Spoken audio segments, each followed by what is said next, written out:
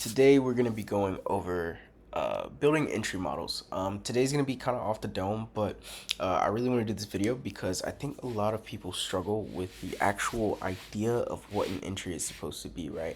And what I mean by that is, okay, obviously we're going to do our technical analysis to find out where price is, right? And I think that is something people forget a lot. And this is just me drawing up completely random stuff. Don't take too much thought behind it, but overall, if we think about it like this, okay, once we identify where price is, say this is the demand zone I'm waiting for price to come into, right? Okay, well, there's still multiple different ways I can go about entering this, right? So, for example, right, let's draw out what we have right now, right? This is what we could consider possibly a prime entry, right? And the reason we could say this is a prime entry, right, is because we're starting on our 4 hour time frame, right? 4 hour time frame, right? And then as well, let's say this is a discount POI in this example, right? So because we know we're starting from our 4 hour point of interest and we're going to drop down here, we can classify this more as a prime entry. Why? Because this is going to allow for us to do something that, let's say, is in line with the trend and catch a lot more of a move, right? But the difference between this and some other entries is we're not going to just slap an entry tool on here, right? That's not the end of this trade, right? Nobody's going to take a 94 pip stop loss, right? Or at least I would hope you're not, right? So what we're typically looking to do, right, is let's bring this down here. Okay, so what we're looking to do is, let's say, waiting for 15-minute, right, if that's our time frame of choice. I know me personally, that's something that I like to do, right? So once I get 15-minute confirmation, so let's say, all right, now I see this on 15-minute, right? So now I'm adding another step in, right? 15-minute, let's say 15-minute chotch. Let's say that's something else I'm looking for. Okay, cool. What does that mean I'm doing after that, right?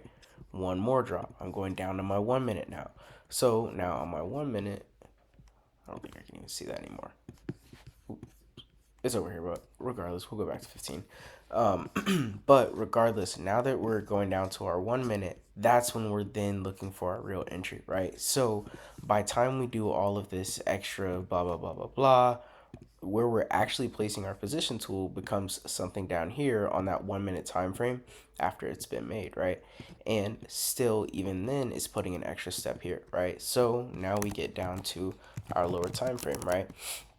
So let's say you wait for, I don't know, let's say a sweep first, right? So we wait for price to sweep something, we get our chotch, right? And then we're looking for our newly created demand.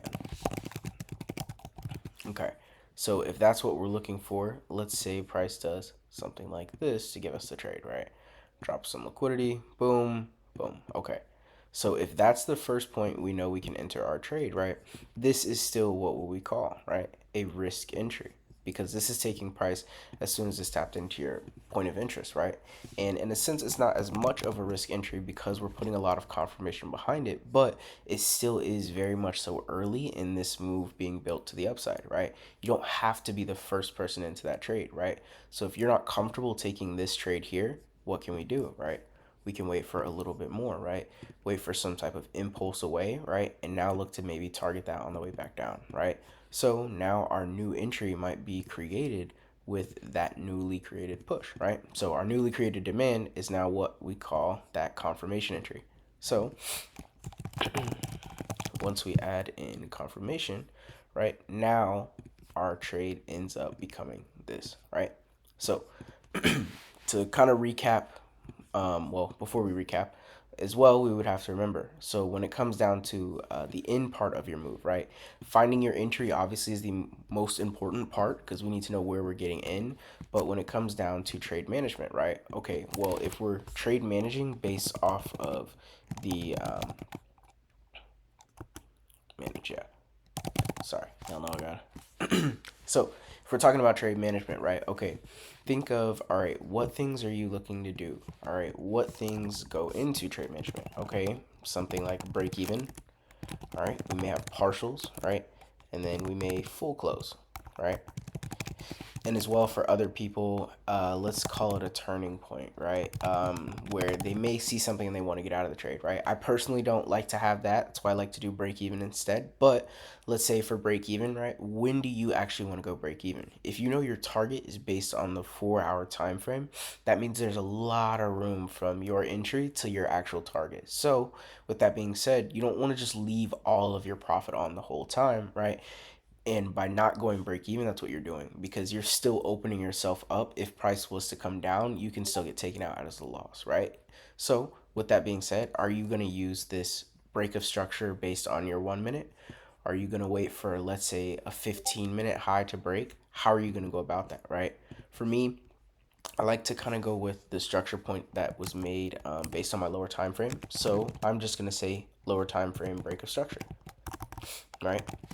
So as soon as I get that break of structure on my lower time frame, I now know I can automatically go break even, right? So that lets me know, okay, this is going to be how I get to having a safe move, right? As soon as I get my lower time frame break of structure. Now partials, okay, back to the time frames, right? Okay, if we're targeting something on the 4 hour, do we want to partial out a lot of the move? Is that what we're looking to do? Are we just looking to be safe and lock in something? These are things you need to pay attention to. Myself personally, at 1 to 4, I like to take off 20% of the position, right? Or I'm sorry, 25% of my position. So 1 to 4, 25%. And now for full close, in this case, right, because it's a prime entry, our 4 hour high or 4 hour target is what we'll say. And we're going to erase turning point because, as I said, I don't use that. But overall, I want you to be paying attention to this and thinking of this as you're building for what type of entry you want, right? Because now that we understand this, right, if I know this is the type of entry I'm looking for, one, when it comes to back testing, I know what I should be looking for. I shouldn't be looking for just random entries as soon as I open my chart and go to the 1 minute time frame and looking for an order block. I know some of you do it, but we're not calling out any names. But regardless, the point is have something that you've already done and you know how to repeat the process. Because if you can break it down and write it down and say, okay, this is why I want to do X, Y, and Z, now you can go and try to repeat the process. So recap, this is what we would look at as a prime entry, right? Starting on our 4 hour time frame, working our way down to a high interest, POI. So a discount POI, an extreme POI, right? Things that are actually important in the long run. So then moving down and saying, okay, I want to wait for, let's say, 15 minutes to start showing signs that price is actually, shifting back in the direction I want, right? After that, going down to your lower time frame, identifying your entry and moving on, right? Now, when it comes to trade management, your trade management is based on what type of entry you're looking for. Because we're looking for a prime entry, we know that our targets are once again very far away. So we need to be playing it a little bit safer earlier just to make sure we're not holding on to a trade for days at a time or hours, whatever that may be, and then it ends up in a loss. So that is what we're going to look at as a prime entry. Now we're going to go move on to a second type of entry, and this is one that I would say a lot of people do without realizing, but obviously that is okay. So let's go back up to that higher time frame. So this is more or less what we see on the day to day. And let's just grab a random piece of price action. Okay. So this is what typically most people are doing when they're looking for an entry, right? Which is why they tend to have a lot of problems, right? So they might, on the 4 hour, let's say, identify demand, identify break of structure, and that's it, right? And now they're going straight to that 1 minute, right? So, although that might sound crazy, right? What did that help, right? By going to my 4 hour and identifying this and not doing anything else, how does that actually help me going all the way to 1 minute? I'm not even seeing anything of what's going on, right? And that's okay if you're going to do that. But when you're doing so, right? Okay, whether it be a 15 or even dropping down to straight 1 minute, now your entry is different, right? Because you can't use the higher time frame to your advantage in knowing what's going on. Once again, because we have no correlation here, right? We're too zoomed in too fast, right? So if we're going to be doing that, what we are doing in this case is mostly going to be range trading, right? So what that means, okay, price just created a break of structure to the downside. What are we looking to do? We're looking to take this supply zone and riding it down to the break of structure. Simple as that, right? So when it comes down to looking for entries, back testing, and things like that, we know we're literally just looking for continuation structure, right? Find which way the trend is going, look for the order block that started it, and continue to go down, right? Obviously, using other things like, liquidity and stuff like that to help us understand where price is and, places not to get in. But overall, that entry becomes a lot more easy, right? If we break it down into our little chart again,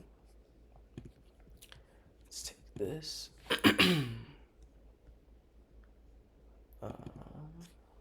Copy. Okay. If we were to erase some of this stuff.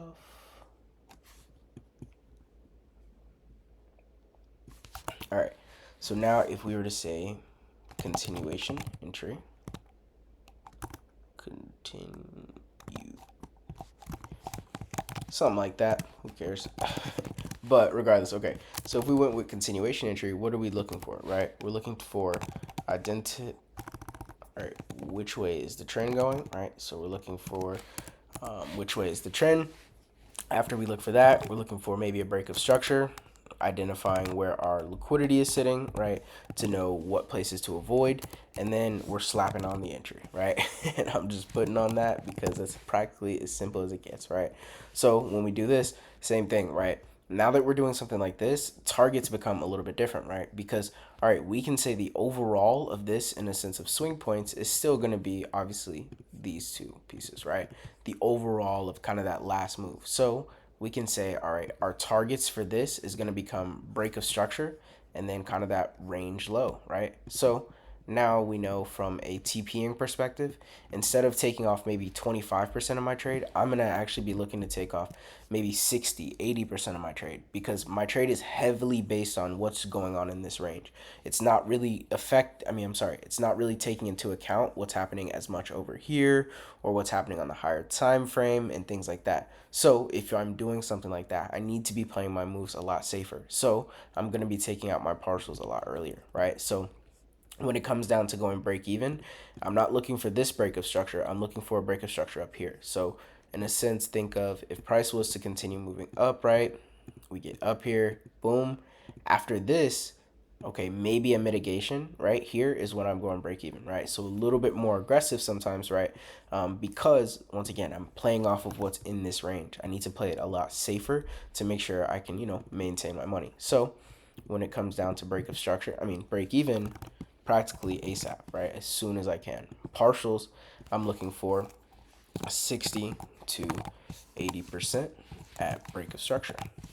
And then when it comes down to full close is going to be low of range or swing point. So I hope that kind of broke things down a little bit more when it comes down to looking for an entry, because obviously there's a whole bunch of different ways we can look for entries, but understanding the type of entry you're looking for will not only help you, waste less time while backtesting, but as well when you get into the market, you can understand the difference of what you're actually risking on a move, right? Because if I'm taking a continuation entry, let's think of a personal account. On a continuation entry, I may risk, let's say, 5% of my account, right, on a personal. Whereas on a prime entry, I may want to risk 10% because I know that entry is going to play out a lot longer. So at my first partials, I can either take off more if I want to feel safer, whatever that is, but it makes more sense to put more money into that move because the odds are it's going to pay me more. A continuation entry, the odds are it's going to pay me less, so I may not want to put as much money into it in case it does not work in my favor.